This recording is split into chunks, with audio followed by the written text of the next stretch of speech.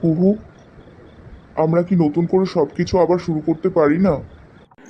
কি বললে তুমি? নতুন করে শুরু করব? কিছুতেই না। কারণ তুমি যে আমাকে থাপ্পড় মেরেছিলে সেটা আমি কোনোদিনও ভুলতে পারবো না। তোমার মতো অহংকারী একটা ছেলের সঙ্গে আমি কোনোদিনও কোনো সম্পর্ক রাখতে চাই না। প্লিজ কুহু, আমাকে ক্ষমা করে দাও। মানুষ মাত্রই ভুল হয়। আমি ভুল করে ফেলেছি। আমার এখন তোমার সঙ্গে কোনো কথা বলতে ভালো লাগছে না। তুমি এখান থেকে চলে যাও। মা, আমি কিছুতেই বুঝতে পারছি না কুহুর রাগ আমি কেমন করে ভাঙাবো।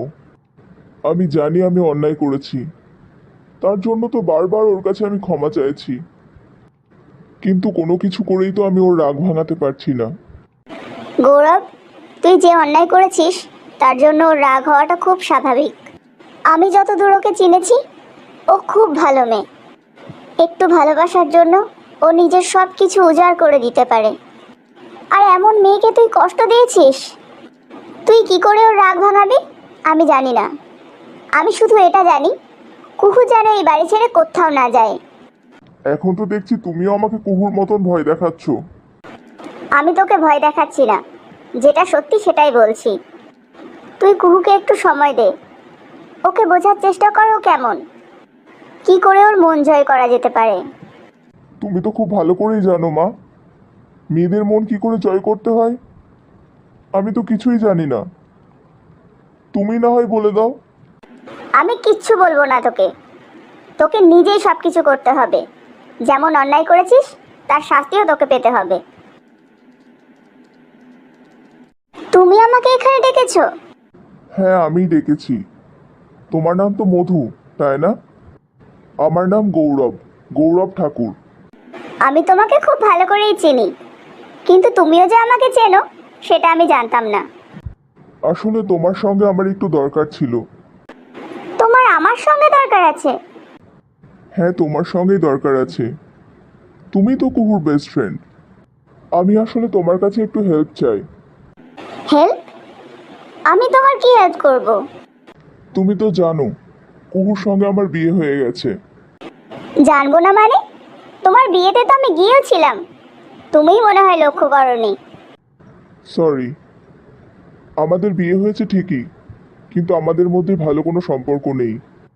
সেটাও আমি খুব ভালো করে জানি। আমাদের সম্পর্কটা আমি ঠিক করতে চাই।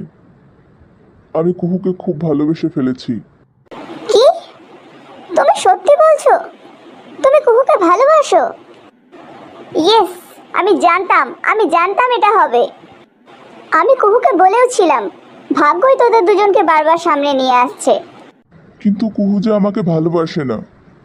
আমি কুহুর সঙ্গে খুব খারাপ ব্যবহার করেছি, তাই ও এখনো আমার উপরে রেগে আছে।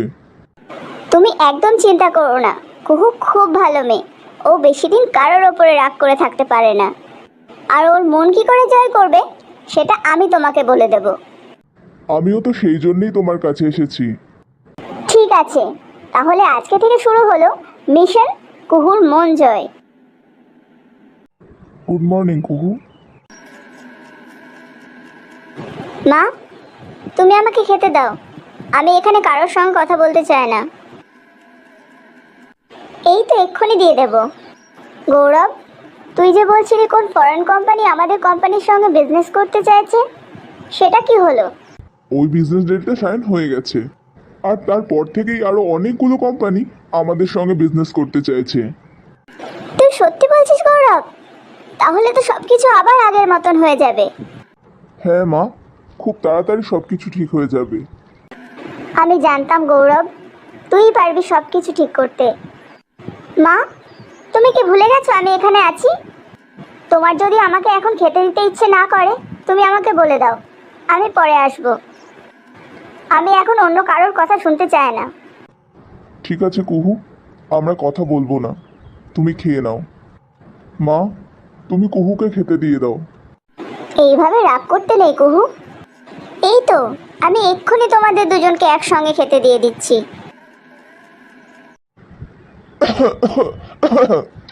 আজকের খাবারটা এরকম কেন হয়েছে? তোমার কি রান্নার দিকে আজকে একদম মন ছিল না? কেন, কি হয়েছে? কি যে করেছো, খাবারটা তো।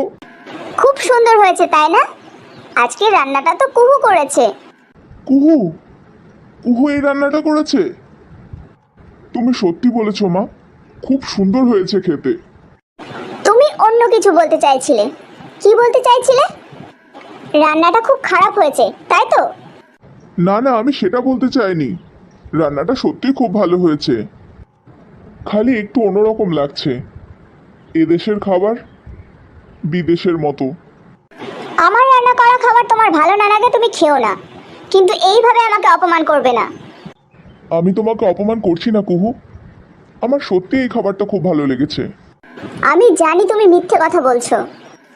তোমার তো শুধু আমার খাবারটা পছন্দ হয়নি, আমার তোমাকে পছন্দ না, এমনকি তোমার চেহারাটাও আমার ভালো লাগে না। হে ভগবান, এরা দুজন মিলে আবার শুরু হয়ে গেল।